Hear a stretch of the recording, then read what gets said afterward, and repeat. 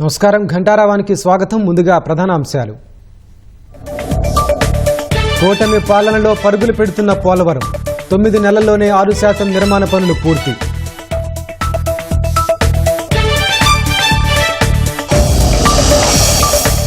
కనిగిరిలో Reliance biogas ప్లాంట్కు సర్వం సిద్ధం. April 2న భూమి పూజ చేయనున్న అనంత్ అంబానీ.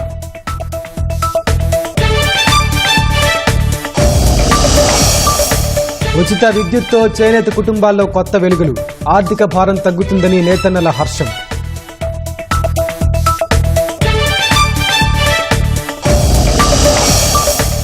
దేశవ్యాప్తంగా భక్తి శ్రద్ధలతో రంజాన్ వేడుకలు. ముస్లిం సోదరులకు ప్రముఖుల శుభాకాంక్షలు.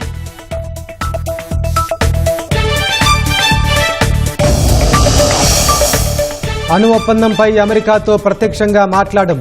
పరోక్ష చర్చలకు దారులు తెరిచే ఉంటాయన్న ఇరాన్.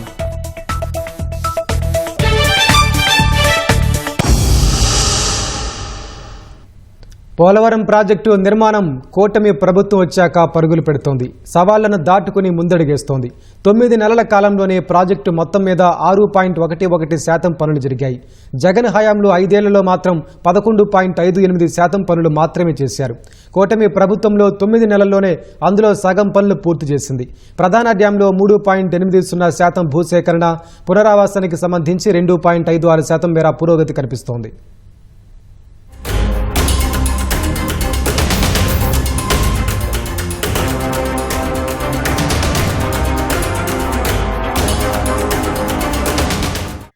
కూటమి ప్రభుత్వం వచ్చాక పోలవరం ప్రాజెక్టు సమస్యలకు పరిష్కారాలు దొరుకుతున్నాయి. కేంద్ర జలశక్తి, కేంద్ర జలసంఘం కలిపి విదేశీ నిపుణుల కమిటీని నియమించగా దేశ విదేశాలకు చెందిన నిపుణులు వచ్చి ప్రాజెక్టును సందర్శించారు. మేతో మథనం చేసి ఎలా ముందుకు వెళ్లాలన్న అంశాలను కొలిక్కి తీసుకొచ్చారు. ఈ క్రమంలో కొత్తగా డయాఫ్రామ్ వాల్ నిర్మాణం ప్రారంభమైంది. ఈ ఏడాది జనవరిలో డీ వాల్ నిర్మాణం ప్రారంభించారు. మొత్తం 1396 మీటర్ల మేర దీన్ని నిర్మించాల్సి ఉంది. ఇంతవరకు 158.20 మీటర్ల మేర పనులు చేపట్టారు.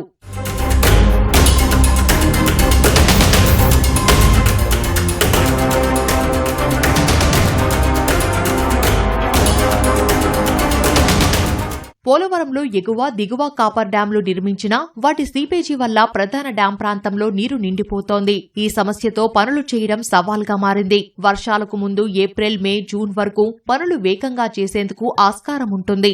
జూలై నుంచి గోదావరిలో వరదలు ప్రారంభమవుతాయి. దీంతో ఎగువ కాపర్ డ్యాం సీపేజీని నియంత్రించేందుకు ఏర్పాట్లు చేస్తున్నారు. అందుకే కొత్తగా బట్రస్ డ్యాం నిర్మాణాన్ని ప్రారంభించారు. దాదాపు 82 కోట్ల విలువతో ఈ పనులు చేపట్టారు. వర్షాకాలంలోపు ఈ కట్టడాన్ని పూర్తి చేయాలి.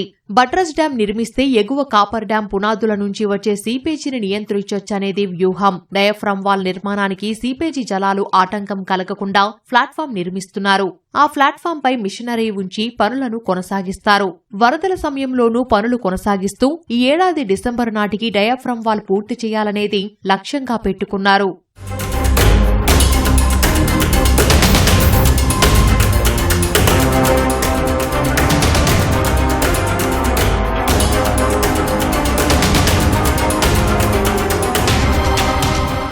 డయాఫ్రామ్ వాల్ పూర్తయిన తర్వాత ప్రధాన రాతి, మట్టి కట్ట నిర్మించాల్సి ఉంటుంది. డీవాల్ నిర్మాణం కొంత పూర్తయిన వెంటనే గ్యాప్ 2 ప్రధాన డ్యాం నిర్మించాలనేది వ్యూహం. ప్రస్తుతం గ్యాప్ 1 ప్రధాన డ్యాం నిర్మాణ ఆకృతులను సమర్పిస్తున్నారు. దీనికి అవసరమైన మట్టి, రాతి మెటీరియల్ సిద్ధం చేశారు. ఏప్రిల్ 2వ వారంలోనే మొదటి గ్యాప్ ప్రధాన డ్యాం పనులు ప్రారంభించి 2026 మార్చికి పూర్తి చేయాలనేదే లక్ష్యం.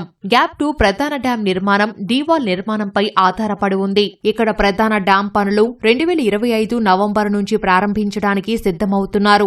అందుకు తగిన పరీక్షలు, విశ్లేషణలు పూర్తి చేస్తున్నారు. వీటితో పాటు కుడి, ఎడమ కాలువల అనుసంధాన పనులు పట్టాలెక్కించారు. వీటిని వచ్చే ఏడాది జూన్ నాటికి పూర్తి చేసేలా లక్ష్యం నిర్దేశించారు. రాష్ట్రంలో పశ్చిమ ప్రకాశం అంటేనే కరువుకు ప్రతీక. ఇక్కడ వేలాది ఎకరాల భూములు బీడుగా దర్శనమిస్తుంటాయి. విస్తారంగా భూములున్న పారిశ్రామిక అభివృద్ధి ఊసేలేదు. కూటమి ప్రభుత్వం అధికారంలోకి వచ్చాక ఈ ప్రాంత అభివృద్ధిపై ప్రత్యేక దృష్టి సారించింది. రిలయన్స్ సంస్థతో ఒప్పందం కుదుర్చుకుని కనిగిరి ప్రాంతంలో బయోగ్యాస్ ప్లాంట్ ఏర్పాటుకు సర్వం సిద్ధం చేసింది.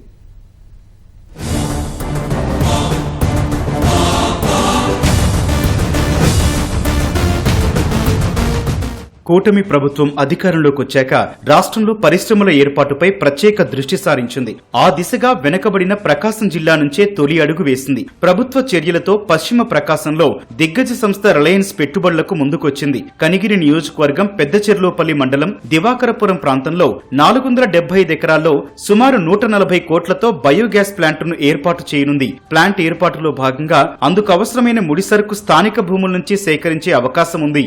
గడ్డిని కొళ్లబెట్టి ద్వారా గ్యాస్ ను ఉత్పత్తి చేయనున్నారు. ఇందుకు అవసరమైన ముడిసరికైన గడ్డిని రిలయన్స్ ఆధ్వర్యంలో పెంచనున్నారు. సమీప గ్రామాల రైతులు కూడా ఈ గడ్డిని పెంచితే సంస్థ సేకరించనుంది. పరిశ్రమకు దాదాపు 12,000 ఎకరాల్లో పండే గడ్డి అవసరమవుతుందని అంచనా. రైతులు భూములిస్తే కౌలు ఏడాదికి జిరాయితీకి 30,000 రూపాయలు, డీ పట్టా భూమికి 15,000 చొప్పున సంస్థ చెల్లించనుంది. ఇలా కాకుండా రైతులే సొంతంగా గడ్డిని పెంచితే విత్తనాలను సంస్థ అందించనుంది.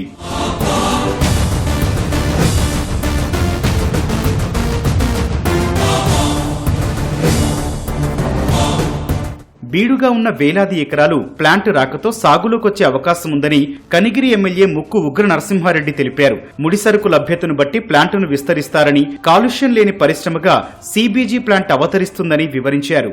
రిలయన్స్ వారు కంప్రెస్డ్ బయోగ్యాస్ యూనిట్ని ప్రకాశం జిల్లాలోని కనిగిరి ప్రాంతానికి మొదటి ప్రాజెక్టు ఇవ్వటాన్ని మేము హర్షిస్తూ, మరి రిలయన్స్ సంస్థ వారు కూడా లోకేష్ బాబు గారి మాట ప్రకారం ఇక్కడ వచ్చి పెట్టనుందని వారిని అభినందిస్తూ, ఈ ప్రాంతంలో సంస్థ పెట్టడమే కాకుండా వారి బెనిఫిటే కాకుండా రైతులకు మేలు జరిగే కాన్సెప్ట్, ఈ వలసలు నివారించడానికి ఇది ఒక మంచి అవకాశంగా ఉంటుంది.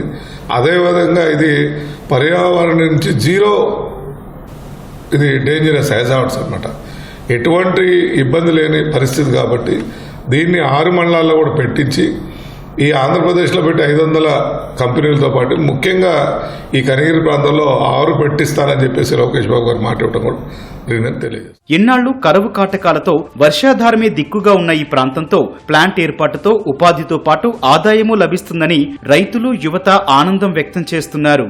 మా ప్రాంతానికి ఈరోజు ఈ బయోగ్యాస్ ఫ్యాక్టరీ రావటం వల్ల ప్రతి ఒక్కరికి కూడా ఉపాధి అవకాశాలు కలుగుతాయి. అదేవిధంగా మా ప్రాంతం అభివృద్ధి చెందుతుందని ఆశిస్తున్నాము. లీజుకి తీసుకున్నందువల్ల ప్రతి రైతుకు కూడా ఉపాధి కలుగుతుంది. అదేవిధంగా ఈ కంపెనీ వల్ల రైతులకి రోజువారీ కూలీలు కూడా దొరికే అవకాశాలు ఎక్కువగా ఉన్నాయి. ప్లాంట్ పెట్టిన దానివల్ల రైతులకు కానీ ఏదైనా ఉద్యోగాలు వచ్చేదానికి కానీ అంటికు మంచిదే. ఆయన ఉగ్ర నరసింహారెడ్డి కాబట్టి తీసుకొచ్చి చేపిస్తాం. ఈ చుట్టుపక్కల ఉన్న ఈ 500 ఎకరాలు ఎటువంటి బీడు భూములు, అలాంటి చోట ఇటువంటి పరిశ్రమ రావడము ఎంతో ఆనందదాయకము. పశ్చిమ ప్రకాశం జిల్లా అంటేనే బాగా వెనుకబడిన ప్రాంతం, బాగా మెట్ట ప్రాంతం. ఇక్కడ రైతులు వలసలు వెళ్ళిపోవడము, మన కనిగిరి చుట్టుపక్కల చాలా మంది రైతులు వలసలు వెళ్ళిపోతున్నారు. అటువంటి పరిస్థితులలో ఇక్కడికి పరిశ్రమ రావడం ఎంతో కొంత యువతకు ఉపాధి దొరుకుతుందని మా ఆశ. కరువు ప్రాంతం ఇది. ఇక్కడ ఇది పెట్టడం వల్ల, బయోగ్యాస్ పెట్టడం వల్ల చదువుకున్న వాళ్ళకి కొంతవరకు మేలు చేసిన వాళ్ళు అవుతారు ఖచ్చితంగా. మామూలుగా 5,000 మందికి ఉద్యోగాలు అన్నారు. 5,000 మంది అంటే కనీసం ఇక్కడ లక్షల్లో ఉంటారు చదువుకున్న వాళ్ళే. వాళ్ళలో కొంతమందికైనా జాబులు వస్తాయి. బయోగ్యాస్ ప్లాంట్ ఏర్పాటుకు అవసరమైన 475 ఎకరాలను ఆగమేఘాలపై ప్రభుత్వం రిలయన్స్ సంస్థకు అప్పగించింది. భూమి కేటాయించిన వెంటనే జంగిల్ క్లియరెన్స్, భూమి చదును పనులను వేగవంతం చేశారు. ఏప్రిల్ 2 అనంత్ అంబానీతో కలిసి మంత్రి లోకేష్ ప్లాంట్ నిర్మాణానికి భూమి పూజ చేయనున్నారు. ఈ మేరకు ఏర్పాట్లను జిల్లా యంత్రాంగంతో పాటు ఎమ్మెల్యే ముక్కు ఉగ్ర నరసింహారెడ్డి ఏర్పాట్లను పర్యవేక్షిస్తున్నారు.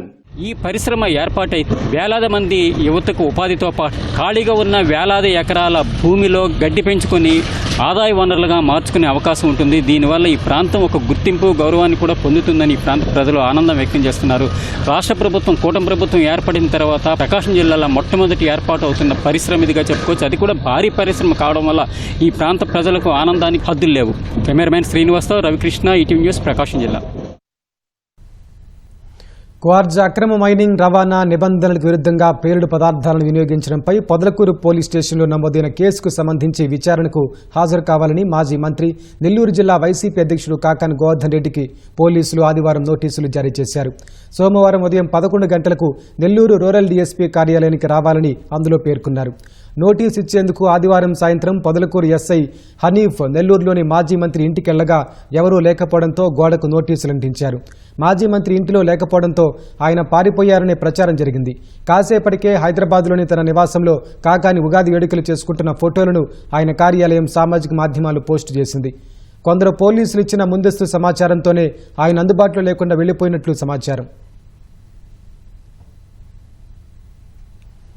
బాపట్ల జిల్లా గొల్లపాలెంలో సీఎం చంద్రబాబు పర్యటనకు చురుగ్గా ఏర్పాట్లు జరుగుతున్నాయి. ఎన్టీఆర్ భరోసా పింఛన్ల పంపిణీలో భాగంగా మంగళవారం ముఖ్యమంత్రి గొల్లపాలెంలో పర్యటించనున్నారు. జిల్లా అధికారులు ఏర్పాట్లు చేస్తున్నారు. కూటమి ప్రభుత్వం వచ్చాక సీఎం తొలిసారిగా పరుచూరు నియోజకవర్గానికి వస్తుండటంతో ఎమ్మెల్యే ఏలూరి సాంబశివరావు దగ్గరుండి ఏర్పాట్లు చేస్తున్నారు. హెలీప్యాడ్ స్థలం, ప్రజావేదిక ప్రాంతాన్ని కలెక్టర్ వెంకటమురళి, ఎస్సీ తుషార్ పరిశీలించారు. బత్తుల జాలమ్మ ఇంటికెళ్లి సీఎం పింఛన్ అందించనున్నారు. అనంతరం దివ్యాంగురాలు వడ్లమూడి సుభాష్నికి పెన్షన్ ఇవ్వనున్నారు. సీఎం పర్యటనతో గ్రామస్తులు హర్షం వ్యక్తం చేస్తున్నారు.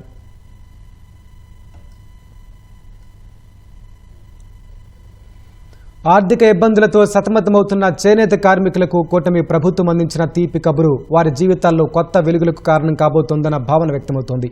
ఇళ్లకు నెలకు 200 యూనిట్ల చొప్పున, పవర్లూమ్లకు 500 యూనిట్ల చొప్పున ఉచిత విద్యుత్ అందించాలన్న ప్రభుత్వ నిర్ణయంపై నేతన్నల్లో హర్షం వ్యక్తమవుతోంది.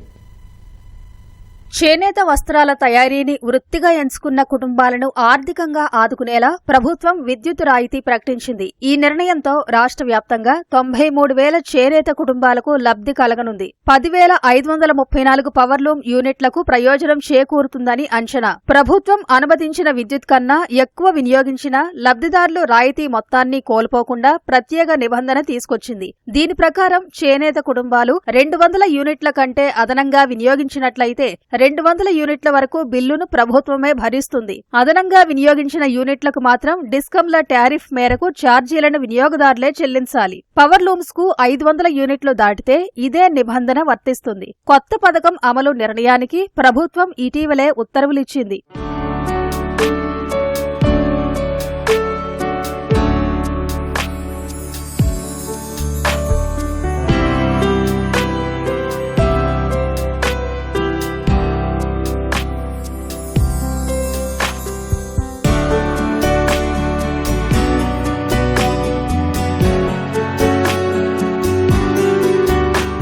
ఉమ్మడి కర్నూలు జిల్లాలో గద్వాల పట్టు చీరలను నేస్తున్న వేలాది కుటుంబాలు ఉన్నాయి. నెలంతా కష్టపడ్డా కనీసం 10,000 సంపాదించలేని దుస్థితి. ఆర్థిక ఇబ్బందులతో సతమతమవుతున్న తమకు ప్రభుత్వం ఉచిత విద్యుత్ అందించడంపై నేతన్నలు హర్షం వ్యక్తం చేస్తున్నారు. మరి ఈరోజు చేనేత కార్మికులకు ఉచిత విద్యుత్ 200 యూనిట్లు ఇవ్వడం కూటమి ప్రభుత్వానికి ప్రత్యేకమైన ధన్యవాదాలు చెప్తున్నాము. ఈరోజు చేనేత కార్మికులు చాలా మంది కూడా హర్షిస్తున్నారు. ఎందుకంటే ఈ 200 యూనిట్లు అయిన తర్వాత ఎక్స్ట్రా ఏమైనా కాలిస్తే దానికొక్కటే బిల్లు అని చెప్పేశారు. దానికి హర్షిస్తూ ఆయనకి కూటమి ప్రభుత్వానికి, చంద్రబాబు నాయుడుకి, ఐటీ శాఖ మంత్రి లోకేష్ గారికి, మరియు ఉప ముఖ్యమంత్రి పవన్ కళ్యాణ్ గారికి ప్రత్యేకమైన ధన్యవాదాలు. ఈ కరెంటు సబ్సిడీ ద్వారా ఇవ్వడం వల్ల మాకైతే ఆనందంగానే ఉంది. ఇలాగే మమ్మల్ని ప్రోత్సహించి మమ్మల్ని ముందుకు తీసుకెళ్లాలని సీఎం గారికి, ఐటీ శాఖ మంత్రి లోకేష్ గారికి, ఉప ముఖ్యమంత్రి పవన్ కళ్యాణ్ గారికి, కూటమి ప్రభుత్వానికి మా యొక్క ధన్యవాదములు తెలియజేస్తూ, గతంలో కరెంటు బిల్లులు మాకు ఇచ్చే కూలీలతోనో కరెంటు బిల్లులు కట్టలేని పరిస్థితిలో కూడా ఏగినాము. ఏదో ఈ ప్రభుత్వం మాకు సహకారం చేసినట్లే మా కుటుంబాలకు మాకు ఆనందమే అని ఈ అవకాశం ఇచ్చినందుకు నా యొక్క ధన్యవాదాలు తెలియజేస్తున్నా ఈ ప్రభుత్వానికి. కర్నూలు జిల్లాలో పవర్ లూమ్స్ లేవు. హ్యాండ్ లూమ్స్ పై పనిచేయాలన్నా ఫ్యాన్లు, లిఫ్టింగ్ మిషన్ల అవసరం ఉంది. గత ప్రభుత్వం 100 యూనిట్ల వరకే ఉచిత కరెంట్ అందించేది. 100 యూనిట్లు దాటితే చేనేతలు కరెంటు బిల్లులు చెల్లించేవారు. కానీ కూటమి ప్రభుత్వం ప్రత్యేక నిబంధన తీసుకొచ్చి 200 యూనిట్లు దాటినప్పటికీ లబ్ధిదారులు రాయితీ కోల్పోకుండా చర్యలు చేపట్టింది. దీనివల్ల జిల్లాలో సుమారు 6,000 కుటుంబాలకు మేలు జరగనుంది. ఇంతకు ముందు ప్రభుత్వం కన్నా ఇప్పుడు కొద్ది మేలుంది. కరెంటు బిల్లు 1 యూనిట్ ఎక్కువ వస్తా కానీ మొత్తం బిల్లు కట్టాలని చెప్తుండ్రి. అందుకే మాకు 200 యూనిట్లు వచ్చినందుకు మాకు చాలా సంతోషం ఉంది. లేకుంటే ఇప్పుడు ఎండాకాలం కదా కొద్ది ఫ్యాన్ ఎక్కువ వేస్తే కానీ ఎక్కువ కాలితే కానీ కరెంటు బిల్లు ఎక్కువ వస్తుందని మేము తిరిగినందుకు అమలు అయినందుకు మేము చాలా సంతోషించున్నాం. ఒక 30 ఏళ్ళ నుండి మగ్గం నేస్తున్నాను. ఇంతకుముందు కరెంటు బిల్లు సుమారుగా అంటే ఒక 500-600 700 వస్తుండే. ఇప్పుడు యాదవ్ చంద్రబాబు ప్రభుత్వం వచ్చిన తర్వాత కరెంటు బిల్లు చేనేత వాళ్ళకి మాఫీ అన్నాడు. ఇప్పుడు తర్వాత నెక్స్ట్ 200 యూనిట్లు అంటున్నాడు. పర్వాలేదు, మాకైతే సంతోషంగా ఉంది. 100 యూనిట్లు దాటి ఒక్క యూనిట్ కాల్చినా కానీ మొత్తం బిల్లు ప్లే చేయాలని పెట్టిండ్రి. మాము ఇప్పుడు ఎండాకాలం ఫ్యాన్ లేకపోతే మాకు నడుస్తుంది సార్. మాకు కంపల్సరీ ఫ్యాన్ ఉండాలా, ఇట్లా లిఫ్టింగ్ మిషన్ ఉండాలా. ఆ మిషన్ కరెంటు లేకపోతే ఏ పని జరగదు మా చేనేత కార్మికులకు. అందుకే ఈ కరెంటు వచ్చినందుకు, ఈ ఉచిత కరెంటు ఇచ్చినందుకు గవర్నమెంట్కి ధన్యవాదాలు తెలియజేస్తాం. ఎన్నికల హామీ మేరకు నేతన్నలకు ఉచిత విద్యుత్ అందించేందుకు ప్రభుత్వం తీసుకున్న నిర్ణయంతో చేనేత కుటుంబాలు ఆర్థికంగా నిలదొక్కునేందుకు అవకాశం లభించనుంది. దేశవ్యాప్తంగా రంజాన్ వేడుకలు ఘనంగా జరుగుతున్నాయి. ముస్లింలు భక్తి శ్రద్ధలతో రంజాన్ ప్రార్థనలు చేస్తున్నారు. నెలపాటు కఠిన ఉపవాసం చేసిన ముస్లింలు ఒకరికొకరు ఈద్ ముబారక్ చెప్పుకుంటూ ఆనందంగా గడుపుతున్నారు. విజయవాడ ఇందిరాగాంధీ మున్సిపల్ స్టేడియంలో రంజాన్ సంబరాలు నిర్వహించారు. నగరంలోని అన్ని ప్రాంతాల నుంచి పెద్ద సంఖ్యలో ముస్లింలు హాజరయ్యారు. ప్రత్యేక ప్రార్థనలు చేశారు. ముస్లింలకు గవర్నర్ జస్టిస్ అబ్దుల్ నజీర్, ముఖ్యమంత్రి చంద్రబాబు పవిత్ర రంజాన్ శుభాకాంక్షలు తెలిపారు. పవిత్ర రంజాన్ మాసంలో భక్తి, ఉపవాసం, దాన ధర్మాలతో ప్రతి ముస్లిం భగవంతునితో దగ్గరైన కాలంగా గవర్నర్ పేర్కొన్నారు. పవిత్రమైన ఖురాన్ గ్రంథం ద్వారా విశ్వాసం, న్యాయం, దయ, నైతిక ప్రవర్తనల బోధనలను అంతా అనుసరించాలని సూచించారు. పవిత్ర ఈద్ ఉల్ ఫితర్ దినం సందర్భంగా అందరికీ గవర్నర్ అభినందనలు తెలిపారు. నెల రోజుల పాటు కఠిన ఉపవాస దీక్షలు, ఖురాన్ పఠనం, ప్రార్థనలతో ముగిసిందన్న సీఎం చంద్రబాబు జకాత్ పేరుతో సాటి వారిని ఆదుకునే దయాగుణం ముస్లిం వర్గంలోని మానవత్వానికి ప్రతిరూపమన్నారు.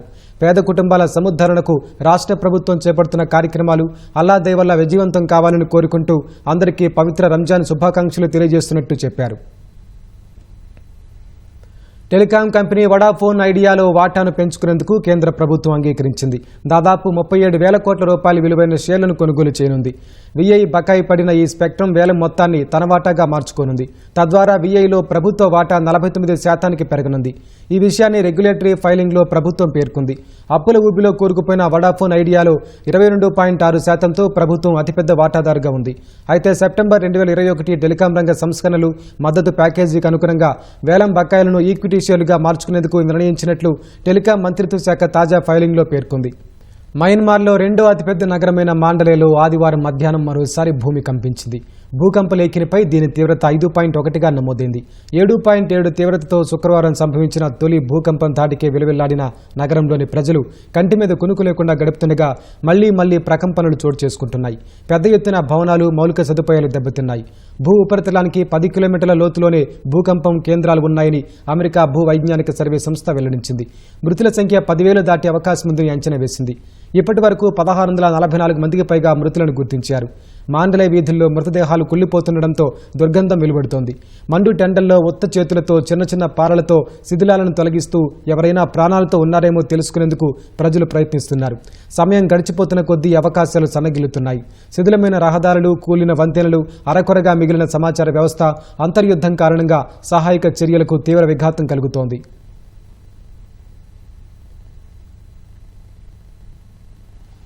అణు ఒప్పందంపై ఇరాన్తో చర్చలకు సిద్ధంగా ఉన్నట్లు అమెరికా అధ్యక్షుడు డొనాల్డ్ ట్రంప్ ఇటీవల ప్రకటించగా ఆ ప్రత్యక్ష చర్చల ఆహ్వానాన్ని తిరస్కరించినట్లు ఇరాన్ వెల్లడించింది. ట్రంప్ లేఖపై టెహ్రాన్ ఏ విధంగా స్పందించిందనే దానిపై అధికారికంగా స్పష్టత వచ్చింది.